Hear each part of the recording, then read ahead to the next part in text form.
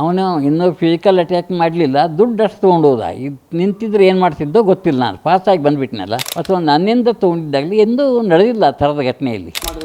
ವಯಸ್ಸು ನಮ್ಮ ಶಕ್ತಿ ಇರೋಂಗೆ ನನ್ನ ಕೈಯಾಗ ಎರಡೂ ಬ್ಯಾಗಿದ್ದು, ಈ ಕೈಯಾಗೂ ಬೇಗ ಈ ಕೈಯಾಗೂ ಬೇಗ ಏನು ಮಾಡ್ಲಿಕ್ಕಾಗ್ತದೆ ಅವಾಗ ನಾನು. ವಯಸ್ಸು ಟಾರ್ಗೆಟ್ ಮಾಡ್ಲತ್ತಾರೆ. ಈಗ ನಾನು ಫೇಸ್ಬುಕ್ನಾಗ ಬರೆದ ಕೂಡಲೇ ಸ್ವಲ್ಪ ಅಲರ್ಟ್ ಆದರು.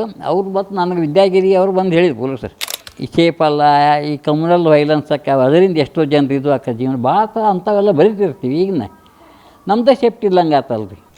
ಹೋದ ವಾರ ಆಗಿದ್ದ ಘಟನೆ ಅದು. ಸೋಮವಾರ ಇರಬೇಕು. ನಾನು ಧಾರವಾಡಕ್ಕೆ ಹೋಗಿದ್ದೆ.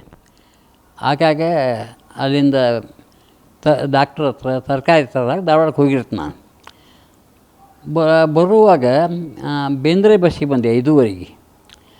ಬೇಂದ್ರೆ ಬಸ್ಸಿಗೆ ಬಂದು ಅವನು ಇಲ್ಲಿ ಸತ್ತೂರು ಡೆಂಟಲ್ ಕಾಲೇಜ್ ಸ್ಟಾಪಿಗೆ ಇಳಿದೆ ನಾನು. ಡೆಂಟಲ್ ಕಾಲೇಜಿ ಹತ್ರ ನಿಲ್ಲಿಸ್ತಾನೆ. ಅವನು ಅವತ್ತು ಸ್ಟಾಪ್ ಹತ್ರ ನಿಲ್ಲಿಸ್ಲಿಲ್ಲ. ಸ್ವಲ್ಪ ಅವನು ಕಂಡಕ್ಟ್ರ್ ಸಿಟಿ ಹೊಡೆದಿಲ್ಲ ಅಂತ ಅವ್ನು ನಿಲ್ಲಿಸಿಲ್ಲ. ನಾನು ಎಲ್ಲಿದ್ಕೊಂಡು ನಿಲ್ಲಿಸಿದ ಮುಂದೋಗಿ. ನಾನು ಮುಂದೆ ಹೋದ ತಕ್ಷಣ ಇಳಿದ ತಕ್ಷಣ ಬೈಕ್ ಮ್ಯಾಗ ಒಬ್ಬರು ಬಂದುಬಿಟ್ಟ. ನನಗೆ ಅದು ಬಾಯಿಗೆ ಇದು ಕಟ್ಕೊಂಡಿದ್ದ, ಕರ್ಚಿಪ್ ಕಟ್ಕೊಂಡಿದ್ದ. ಮುಖ ಕಣ್ಣು ಅಷ್ಟು ಕಾಣಿಸ್ತಿದ್ದು. ಬಂದ ತಕ್ಷಣ ನನಗೆ ಇದು ಆಶ್ಚರ್ಯ ಆಯ್ತು, ಇವು ನನ್ನ ಹತ್ರ ಯಾಕೆ ಬಂದು ನಿಲ್ಸ್ಯಾನ ಅಂತೇಳಿ. ಆ ಜೇಬ್ನಾಗ ಸ್ವಲ್ಪ ದುಡ್ಡು ಕಾಣ್ತವಂಗೆ. ದುಡ್ಡು ಎಷ್ಟೈತೆ ಅಂತ ಕೇಳಿ ಜೇಬ್ನಾಗ ಕೈ ಹಾಕಿ ತೊಗೊಂಡ್ಬಿಟ್ಟ. ಅದು ಎಲ್ಲ ತೊಗೊಳ್ಳಿಲ್ಲ. ಅವನು ಒಂದು 200 ರೂಪಾಯಿ ತೊಗೊಂಡ.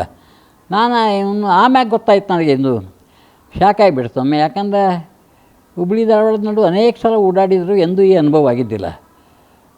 ಅವನು ಜೇಬ್ನಾಗ ಕೈ ಹಾಕ್ಕೊಂಡು ನಾನು ಹಾಗೆ ಮುಂದೆ ಬಂದುಬಿಟ್ಟೆ. ಈ ಕಡೆ ನಮಗೆ ರೋಡ್ ಕ್ರಾಸ್ ಮಾಡ್ಲಿಕ್ಕೆ ಚಗರಿ ಬಸ್ನಾಗ ಒಂದು ದಾರಿ ಐತಲ್ಲ, ಹಾಗೆ ಮುಂದೆ ಬಂದೆ. ಅವನು ಹಾಗೆ ಬೆನ್ನು ಹತ್ತಿದ್ರಿ. ಬೆನ್ನು ಹತ್ತಿ ಮತ್ತೆ ನಿಲ್ಲಿಸಿ ಎಷ್ಟು ದುಡ್ಡು ಅದಾವೆ ಏನು ಅಂಥೇಳಿ ಇಲ್ಲೇನು 1000 ಇದ್ದು ಜೇಬ್ನಾಗ ತೊಗೊಂಡು ಹೋಗಿಬಿಟ್ಟ. ಮತ್ತು ಪ್ಯಾಂಟಿನ ಜೇಬ್ನಾಗ ಎಷ್ಟು ಅದಾವ ಅಂತ ಕೇಳಿದೆ. ಪ್ಯಾಂಟಿನ ಜೇಬ್ನಾಗ ಏನಿಲ್ಲ, ಇಷ್ಟೇ ಇರೋದು ಒಂದೇ. ಅವ ಹಂಗೆ ಬೆನ್ನು ಹತ್ತಿದ. ನಾನು ಕೂಗಾಡ್ಕೋತ ಮುಂದೆ ಬಂದೆ. ಅಲ್ಲಿವರೆಗೆ ಕೂಗಾಡ್ಕೋತ ಮುಂದೆ ಬಂದ ಕೂಡಲೇ ಅವ ಹಿಂದೆ ತರ್ಕೊಂಡು ಬೈಕ್ ಆ ಕಡೆ ತಿರ್ಸ್ಕೊಂಡು ಹೋಗಿಬಿಟ್ಟ. ಅವತ್ತೇನಾಯ್ತು ಅಂದ್ರೆ ಈ ಸ್ಟಾಪ್ನಾಗೂ ಯಾರೂ ಇಳಿಲಿಲ್ಲ. ಅವತ್ತು ನಾನೊಬ್ಬನೇ ಪ್ಯಾಸೆಂಜರ್ ಇದ್ದೆ. ಯಾವುದೂ ಸ್ಕೂಟರು ಯಾವುದು ಗಾಡಿನೂ ಆ ಟೈಮ್ನಾಗ ಬರಲಿಲ್ಲ. ನಿಲ್ಲಿಸ್ತಿದ್ರಲ್ಲಿ ಗೊತ್ತಿಲ್ಲ. ಹಿಂಗಾಗಿ ಪಾಸಾಗಿ ಈ ಕಡೆ ಬಂದು ನಾನು ಆಟೋ ಹತ್ಕೊಂಡು ನಮ್ಮ ಮನೆಗೆ ಬಂದುಬಿಟ್ಟೆ. ಪುಣೆ 5:45. ಸ್ವಲ್ಪ ಬೆಳಕಿತ್ತೇನೆ, ತೀರಾ ಹಂಗೆ ಕತ್ಲೆ ಆಗಿದ್ದಿಲ್ಲ ರೀ. ಬೆಳಕಿತ್ತು.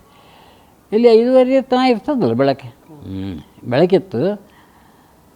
ಹಿಂಗಾಗಿ ನನಗೆ ಒಮ್ಮೆ ಶಾಕ್ ಆಗಿಬಿಡ್ತದೆ. ಏನು ಐಡಿಯಾನೇ ಬರಲ್ಲ. ನಂಬರ್ ನೋಡ್ಬೇಕಾಯ್ತು, ಗಾಡಿ ನಂಬರ್. ಅದು ಆ ಗದ್ದಲ್ದಾಗ ನೋಡ್ಲಿಕ್ಕಾಗಲಿಲ್ಲ. ಅಲ್ಲಿ CCTV ಇಲ್ಲ.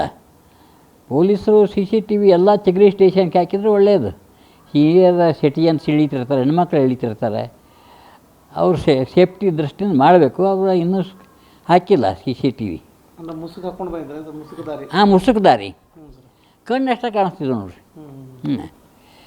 ಯಾಕಂದರೆ ಇದು ಇಲ್ಲಿ ಯಾವುದು ಇಷ್ಟು ವರ್ಷ ನೋಡ್ತೀನಲ್ಲ ನಾನು, ಭಯದ ವಾತಾವರಣ ಆ ಥರ ಆಗಿದ್ದು ಕಡಿಮೆ ಭಾಳ. ಇತ್ತೀಚೆಗೆ ಕ್ರೈಮ್ ಆಗ್ಲತ್ತೆ ಹುಬ್ಬಳ್ಳಿ ಧಾರವಾಡದಾಗಂತೂ ಹೇಳಿ ಸ್ಟೇಟ್ಮೆಂಟ್ ಬಂದಿರ್ತಾವಲ್ಲ ಆದರೆ ಈ ಥರ ಆಗಿಲ್ಲ.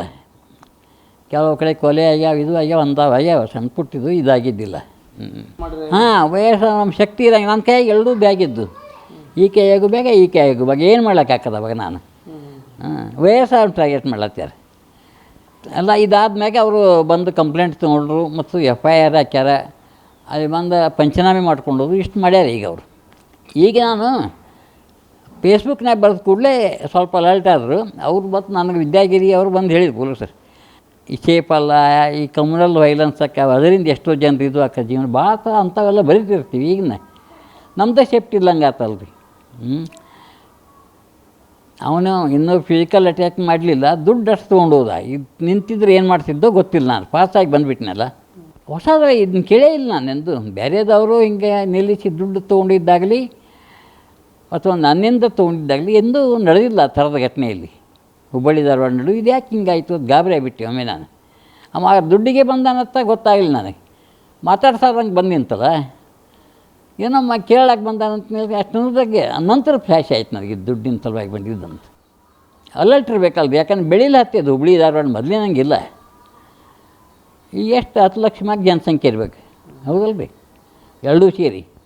ಮತ್ತು ಇಂಥ ಬೆಳೆಯುವಂಥ ಸಿಟಿಗೆ ವ್ಯವಸ್ಥೆ ಬೇಕಲ್ರಿ, ಸೆಕ್ಯೂರಿಟಿ ವ್ಯವಸ್ಥೆ ಬೇಕು.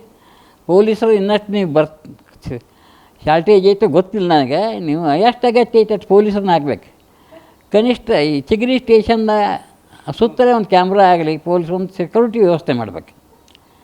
ನಾಗರಿಕರ ರಕ್ಷಣೆ ಮಾಡೋದು, ಕಾನೂನು ಮತ್ತು ಸುವ್ಯವಸ್ಥೆ ಕಾಪಾಡೋದು ಪೊಲೀಸ್ ಡಿಪಾರ್ಟ್ಮೆಂಟಿನ ಪೊಲೀಸರ ಒಂದು ಕರ್ತವ್ಯ. ಅದಕ್ಕಾಗಿ ಅವ್ರು ನೇಮಕ ಮಾಡಿದ್ದು. ಮಕ್ಕಳು, ಹೆಣ್ಮಕ್ಳು, ವಯಸ್ಸಾದವರು ಇವರಿಗೆ ಮೊದಲ ರಕ್ಷಣೆ ಕೊಡಬೇಕು. ಅವ್ರ ಮ್ಯಾಗ ಎಲ್ಲೇ ಆದರೂ ಹಲ್ಲೆ ಆದ್ರೆ ಅಥವಾ ಈ ರಾಬರಿ ಆದ್ರೆ ಅದು ಆಗಲಾರ್ದಂಗೆ ನೋಡ್ಕೋಬೇಕು ಅಂತ. ನಮ್ಮ ಕಾರ್ಯಕ್ರಮಗಳನ್ನು ನೀವು ನೋಡ್ತಾ ಇದ್ರೆ ನಮ್ಮ ಚಾನೆಲ್ ಅನ್ನ ಸಬ್ಸ್ಕ್ರೈಬ್ ಮಾಡಿ, ಪಕ್ಕದ ಬೆಲ್ ಐಕಾನ್ ಒತ್ತಿ ನಮ್ಮನ್ನ ಬೆಂಬಲಿಸಿ. ಹಾಗೆ ನಮ್ಮ ಕಾರ್ಯಕ್ರಮಗಳನ್ನ ಲೈಕ್ ಮಾಡಿ, ಕಮೆಂಟ್ ಮಾಡಿ, ಅದನ್ನ ಬೇರೆಯವರಿಗೂ ವಾಟ್ಸ್ಆಪ್ ಮೂಲಕ ಶೇರ್ ಮಾಡಿ. ನೀವು ಹೀಗೆ ಮಾಡಿದಾಗ ನಮ್ಮ ಚಾನೆಲ್ ಇನ್ನಷ್ಟು ಮತ್ತಷ್ಟು ಜನರಿಗೆ ತಲುಪಲು ನೀವು ನಮ್ಮೊಂದಿಗೆ ಸಹಕರಿಸಿದ ಹಾಗಾಗುತ್ತೆ. ಇದು ನೀವು ಯಾವುದೇ ಖರ್ಚಿಲ್ಲದೆ ಕೆಲವೇ ಸೆಕೆಂಡುಗಳಲ್ಲಿ ನೀಡಬಹುದಾದ ಸಹಕಾರ. ಧನ್ಯವಾದಗಳು.